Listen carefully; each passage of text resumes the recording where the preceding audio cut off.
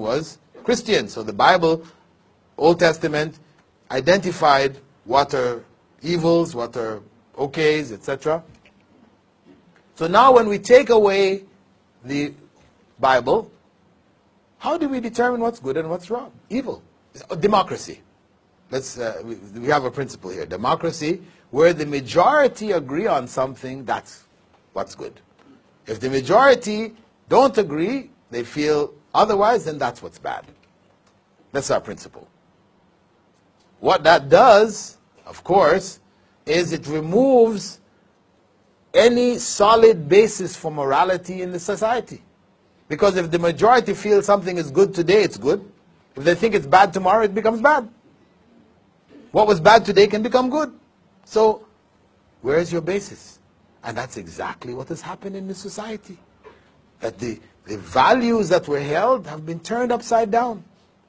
Before the 70s, if you asked anybody in the 60s, for example, about homosexuals, they would say, oh, bad people, corrupt, sick, an abomination unto the Lord, as in the Old Testament. And the psychiatrists considered them to be ill.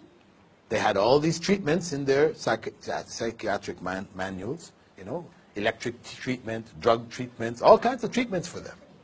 But by the middle 70s, things turned around. All of a sudden, you ask the average American, what's the case of homosexuals? They say, alternative lifestyles. You know, it's just another way of living, you know. Different strokes for different folks. You know? This is how it's put, you know. Who am I to say? I personally not, but you know, if they wanted to be that way, it's their thing. It's okay. And the psychiatric profession removed the illness of homosexuality from the book, and they replaced it with what? Homophobia. Those people who still have the nerve to consider homosexuals to be sick and, you know, despicable, etc., these people are now sick. And they need to go to the psychiatrist and get, you know, reprogrammed, corrected, right? And I don't know if you've been following the news, but recently I was banned from Germany for life, right? I gave a lecture in Germany, in Frankfurt, Germany. This is just 2 months ago.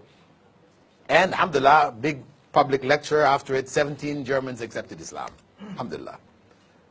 After that, on my way to the hotel, the German SWAT team came and surrounded the car and took me down to the police station and read me a manifesto from the mayor of Frankfurt saying, you are banned from Germany for life.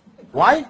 Because you advocate the execution of homosexuals. I said, what? How is that? You know, yeah, Islamic law says that, you know, if you're caught in the act in an Islamic state, you will be executed. If you've been seen by 4 witnesses, etc., execution, that's the law. They say, but homosexuals are a respected part of our society whose rights should be protected against anyone who would speak ill of them.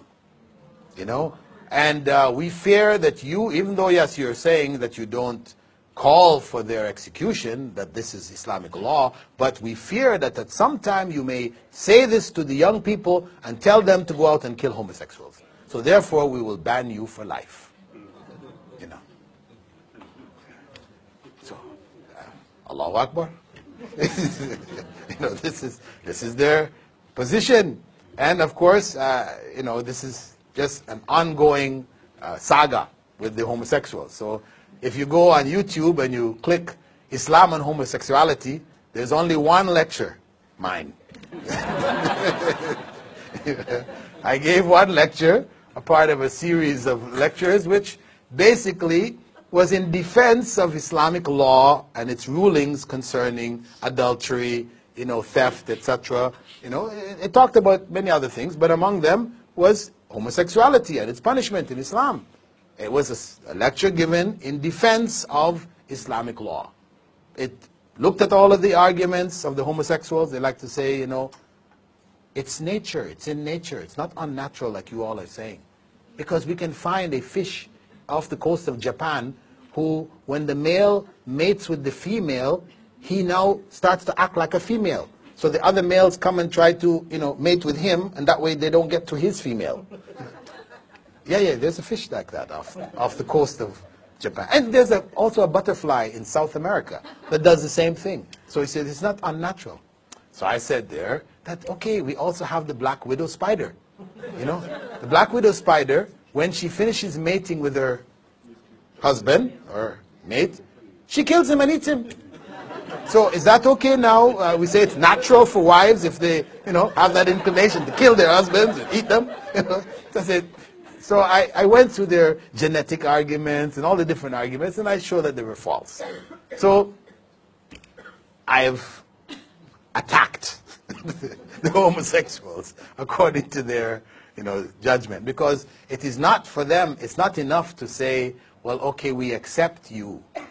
You have the right to make your choice. No, they're saying, don't even say anything against us. Not only toleration, we want to be respected and liked.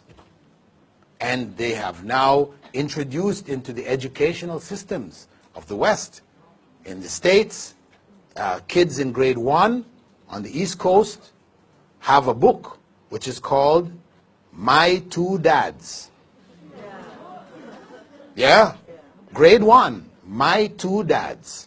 In it, Johnny has two dads, Tommy has a dad and a mom. But Johnny's two dads, they're really great guys, they take him to the beach, they take him to the playground, they take him here, they take him there, to get the children used to the idea of two dads. In England, the book they have is called The Prince. Grade 1, grade 2 students. The kingdom of so-and-so, they had a prince who they were trying to get a wife for. The parents were bringing this young, beautiful princess and this one. But no, he didn't like this one. Finally, he met another prince. And they liked each other, and they were close, and they were, very subtly feeding these ideas into the society. So they are coming at that civilization, they're coming at them in full force. In full force. And of course, it's coming at us too. Because from there, it comes to us. It's just a matter of time.